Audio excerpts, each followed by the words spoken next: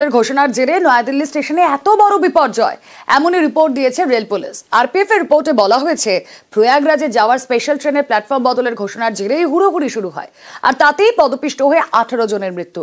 যদিও আরপিএফ এর রিপোর্টের কথা অস্বীকার করেছে রেল।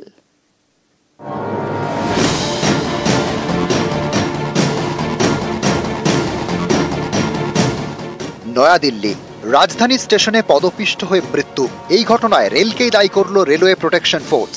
প্রত্যক্ষদর্শীরা যে বক্তব্য রাখছিলেন সেটাই এবার উঠে আসলো রিপোর্ট আকারে।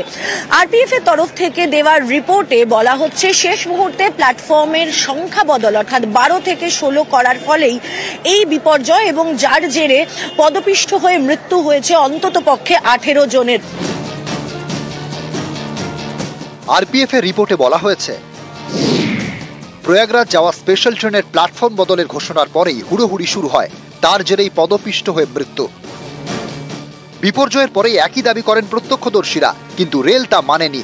বারবার দাবি করেছে এরকম নাকি কিছু ঘটেনি। कोई ट्रेन ना तो कैंसिल की गई थी और ना किसी ट्रेन का प्लेटफॉर्म बदला गया था। ना कोई शेड्यूल ट्रेन कैंसिल की गई थी और ना ही किसी शेड्यूल ट्रेन का प्लेटफॉर्म बदला गया था। শনিবার মহাকুম্ভের জন্য স্পেশাল ট্রেন চালানোর কথা ঘোষণা করে রেল। বলা হয় নয়াদিল্লি স্টেশন থেকে এই ট্রেন প্রয়াগরাজ যাবে। এর জেরে সন্ধ্যে থেকে নয়াদিল্লি স্টেশনে ভিড় জমতে থাকে।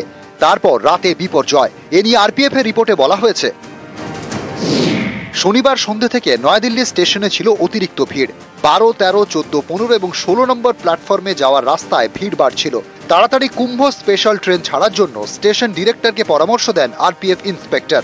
রাত 8:45 ঘোষণা করা হয় 12 নম্বর প্ল্যাটফর্ম থেকে প্রয়াগরাজ যাওয়ার স্পেশাল ট্রেন ছাড়বে। এর কিছুক্ষণ পরে ঘোষণা করা হয় কুম্ভ যাওয়া স্পেশাল ট্রেন ছাড়বে 16 নম্বর প্ল্যাটফর্ম থেকে।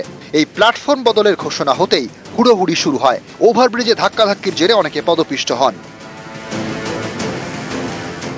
স্পেশাল ট্রেন, মাত্রাতিরিক্ত যাত্রী, বিপদ আঁচ করেছিল আরপিএফ। তাদের রিপোর্টে বলা হয়েছে প্রতি ঘন্টায় 1,500 অসংরক্ষিত কামরার টিকিট বিক্রি হচ্ছিল, সবাই প্রয়াগরাজে যাওয়ার জন্য। রিপোর্টে বলা হয়েছে স্টেশন ডিরেক্টরকে অসংরক্ষিত কামরার টিকিট বিক্রি বন্ধ করতে বলেন আরপিএফ ইন্সপেক্টর।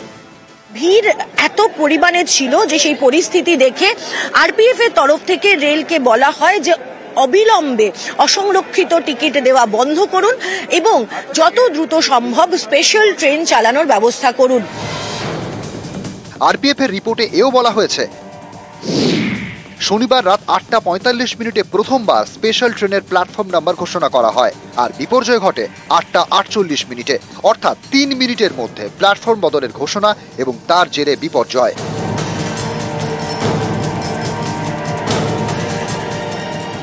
ভুল ঘোষণার জন্য এবং শেষ মুহূর্তে প্ল্যাটফর্মের বদলের জন্যই হয়েছে, সেটা আরপিএফ এর রিপোর্টে উঠে আসছে। এখন দেখার এই নিয়ে রেলের চূড়ান্ত রিপোর্ট কি আসে। ক্যামেরা পার্সন সোনু মন্ডলের সঙ্গে মৈত্রী ভট্টাচার্য, নিউজ 18 বাংলা, নয়াদিল্লি।